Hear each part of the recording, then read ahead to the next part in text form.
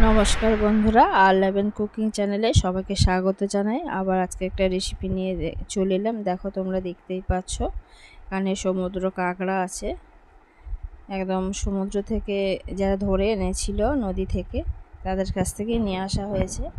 তো আজকে একদম সহজভাবে এই সমুদ্র কাঁকড়া কীভাবে ভালোভাবে রান্না করে খুব সুস্বাদু করা যায় সেই রেসিপি তোমাদের সামনে আমি শেয়ার করছি। দেখো, আগে থেকে আমি কাঁকড়াগুলোকে ভালো করে কেটে ধুয়ে রেখেছিলাম।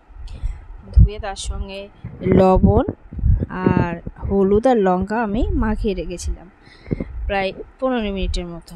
আর এপাশে মাংসের স্বাদে করব বলে মাংসের মতো বড় বড় আলু কেটে নিয়েছি। এবার আলুগুলোকে একটু ভেজে নিচ্ছি লাল লাল করে। এরমভাবে তোমরা যদি সমুদ্র কাঁকড়া মাংসের স্টাইলে রান্না করে খেতে খুবই ভালো লাগে।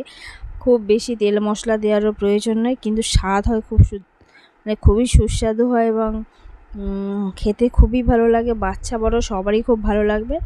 এবার যে মশলা মাখিয়ে যে কাঁকড়াগুলো রেখেছিলাম, আলুগুলোকে তুলে নিয়েছি, আর সেই মশলা মাখানো কাঁকড়াগুলোকেও আমি ভেজে নেব। এমনি সরাসরিও করা যায়, কিন্তু এই কাঁকড়াগুলোকেও মশলা মাখিয়ে ভেজে নিলে খেতে খুবই ভালো লাগে এবং রান্নার টেস্টটা সম্পূর্ণ পাল্টে যায়। দেখো, এখানে আমি 4টে কাঁকড়া নিয়েছিলাম। 4টে কাঁকড়ার ওজন হয়েছিল প্রায় 600 গ্রাম। দেখো, এখানে বড় বড় কাঁকড়া, এবং এটা হচ্ছে কি কাকদ্বীপ থেকে, কাকদ্বীপ না সরি, এটা হচ্ছে কি নামখানা থেকে নিয়ে আসা হয়েছিল। যাই হোক, দেখো কাঁকড়াগুলোকে খুব ভালো করে ভেজে নিচ্ছি। একদম পোড়ানোর দরকার নেই, কিন্তু মশলাটা যাতে কাঁকড়ার মধ্যে যাতে চলে যেতে পারে সেই জন্য হচ্ছে কি কাঁকড়াগুলোকে আমি খুব ভালো করে ভেজে নিলাম। দেখো, ভেজে আমি কাঁকড়াগুলোকে তুলে নিচ্ছি। এবার আমি কিছুটা তেল দিয়ে দেবো কড়াইতে। দেখো, কড়াইতে গরম হয়ে তেল দিয়ে দিলাম। এবার তেলে খুব বেশি আমি মশলা এখানে ব্যবহার করব না। একটা বড় পেঁয়াজ আমি কেটে রেখেছিলাম, মাত্র একটাই পেঁয়াজ, খুব বেশি পেঁয়াজ দেওয়ারও দরকার নেই। একটা পেঁয়াজ আমি একটু লাল লাল করে ভেজে নেব। দেখো, পেঁয়াজটা আমার ভাজা হয়ে গেছে। এবার একে আমি গ্রেট করে রেখেছিলাম আদা, বাটা নয়, এখানে গ্রেট করা, তোমরা বাটাও ব্যবহার করতে পারো। এবার রসুন দিয়ে দিচ্ছি 1 চামচের মতো, আর কিছুটা রসুন দিয়ে দিলাম। দিয়ে আদা রসুন পেঁয়াজ খুব ভালো করে আমি ভেজে নেব। তোমরা দেখতে পাচ্ছ ভাজাটা এখানে যেন খুব ভালো হয়। এবার ভাজা হয়ে গেলে আমি একটা টমেটো কুচনো এতে দিয়ে দেবো। টমেটোটা দেয়া বা না দেয়া সম্পূর্ণ নিজেদের উপর, দিতেও পারো নাও দিতে পারো, কিন্তু টমেটো যেহেতু এখন পাওয়া যাচ্ছে সেই জন্য আমি টমেটোটা দিয়েছি। দিয়ে এই রসুন পেঁয়াজ আদা আর টমেটো খুব ভালো করে ভেজে নেব। এবার দেখো, লবণ দিয়ে দিচ্ছি। লবণটা যে যার স্বাদ অনুযায়ী দেবে।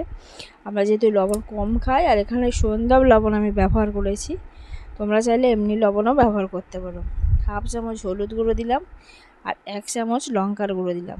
এখানে কাশ্মীরি লঙ্কা আমি ব্যবহার করিনি, তোমরা যদি চাও কালারের জন্য ব্যবহার করতে পারো, কিন্তু যেহেতু লঙ্কাটা তেলের মধ্যে ভাজছি সেই জন্য কালার এক্সট্রা করে আর কাশ্মীরি লঙ্কা দেওয়ার প্রয়োজন হয়নি।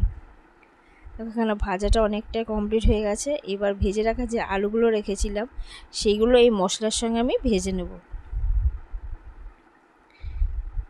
খুব ভালো করে ভেজে নেব। এবার ভেজে রেখেছিলাম যে কাঁকড়াগুলো, সেইগুলো এর মধ্যে দিয়ে আলু আর এই মশলার সঙ্গে কাঁকড়াগুলোকেও আমি ভেজে নেব।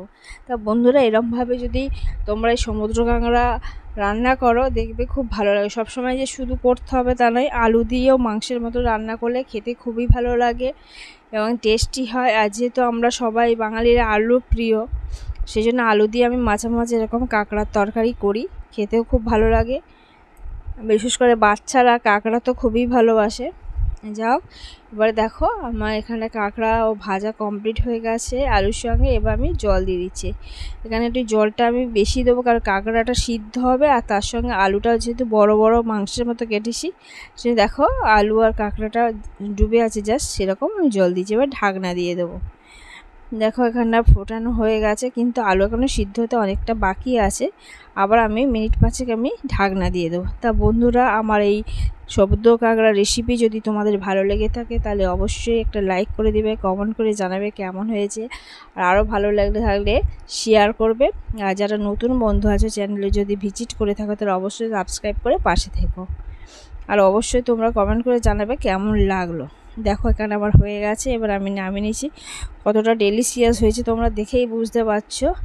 বন্ধুরা, এরমভাবে যদি তোমরা করো দেখবে খুবই ভালো লাগবে। তা বন্ধুরা, আজকের রেসিপি আমার এই পর্যন্ত। আবার অন্য কোনো রেসিপি নিয়ে তোমাদের সামনে চলে আসবো। ততক্ষণ ভালো থেকো, সুস্থ থেকো। অনেক ধন্যবাদ। আর ভিডিওটা দেখার অনুরোধ রইল।